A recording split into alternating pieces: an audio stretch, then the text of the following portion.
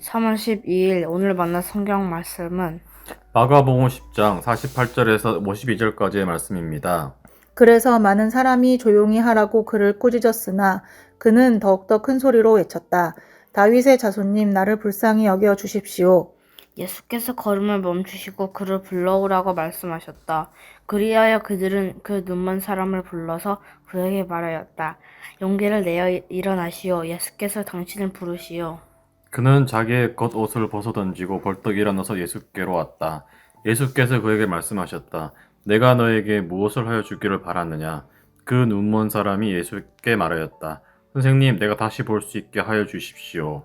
예수께서 그에게 말씀하셨다. 가거라, 내 믿음이 너를 구원하였다. 그러자 그 눈먼 사람은 곧 다시 보게 되었다. 그리고 그는 예수가 가시는 길을 따라 나섰다. 아멘. 오늘 만나주시는 하나님을 기대합니다. 올해 첫 번째 안식월을 마치고 어제 새벽에 귀국했습니다. 이번 안식월은 싱가포르 한인교회에서 말씀을 전하면서 보냈습니다. 싱가포르 한인교회는 제가 20여 년 전에 6개월 정도 선교 협동 목사로 섬긴 적이 있습니다.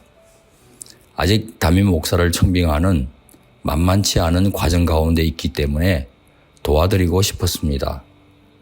말씀을 전하지 않는 한 주간은 아프리카 탄자니아에서 기아 대책본부와 코이카에서 각각 봉사하고 있는 우리 교회의 두 집사님 가정을 방문하여 교제할 수 있어서 좋았습니다. 기도해 주신 성도님들께 진심으로 감사를 드립니다.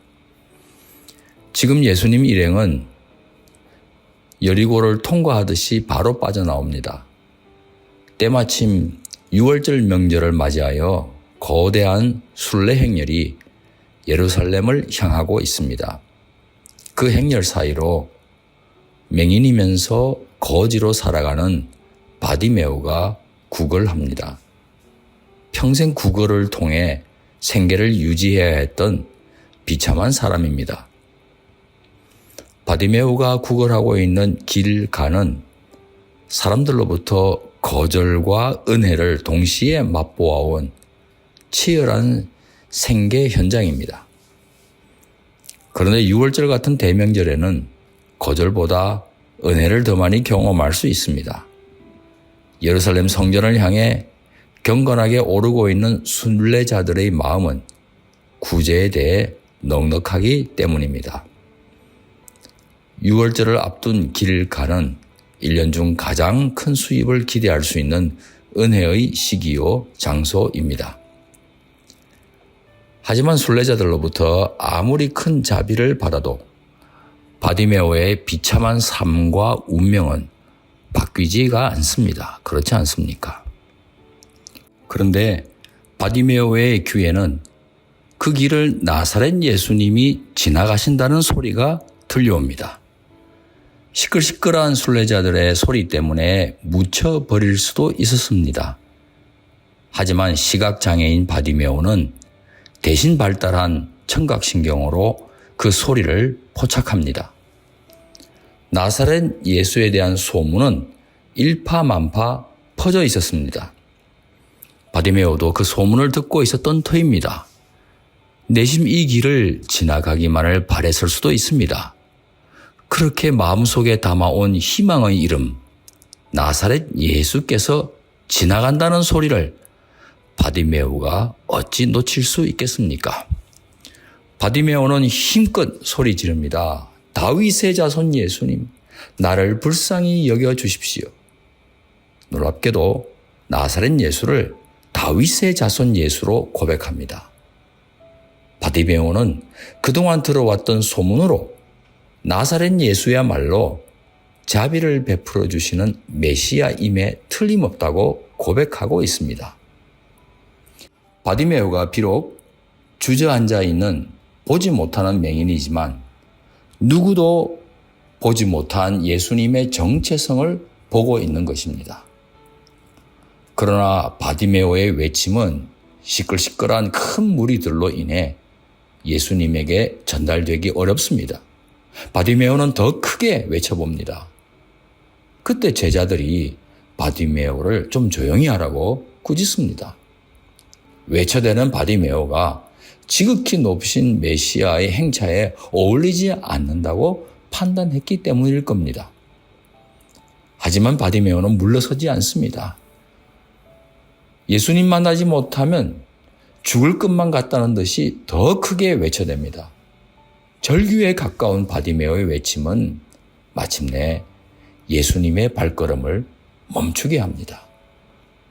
지금 우리에게는 이런 간절함이 있는지 진지하게 묻고 싶습니다.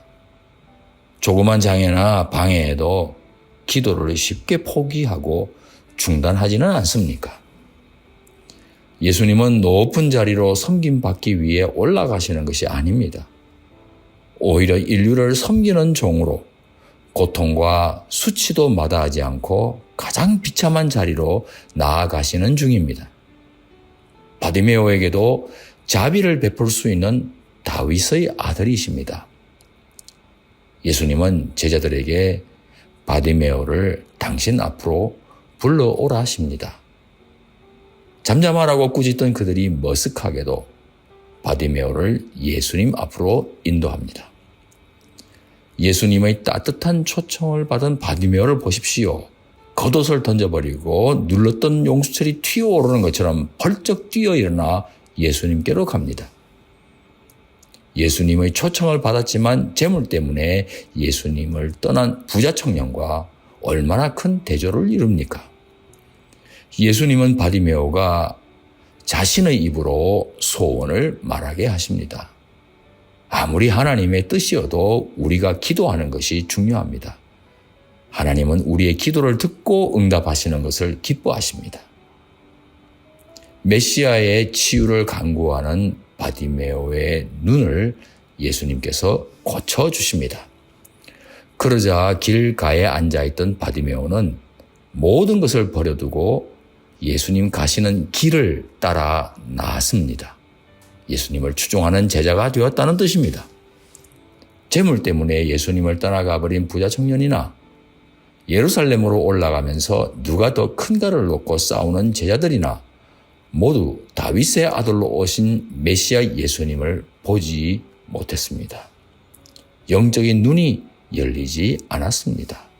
그러나 육신의 눈이 멀었던 바디메오는 오히려 영안이 열려 예수님의 메시아 정체성을 보고 그 뒤를 따르기 시작한 겁니다. 우리 성도님들도 예수님의 뒤를 따라 걷는 제자가 되시기를 진심으로 축원합니다. 기도하시겠습니다.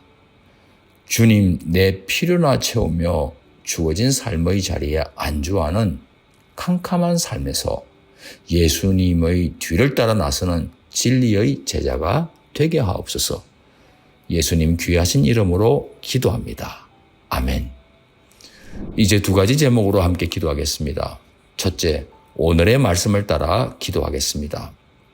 예수님의 도우심을 구할 뿐 아니라 그 뒤를 따르는 삶에 진심이게 하옵소서. 둘째, 나라와 민족을 위해 기도하겠습니다.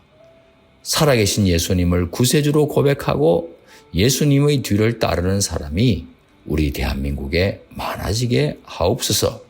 이 제목으로 기도하신 후에 개인기도 하시겠습니다.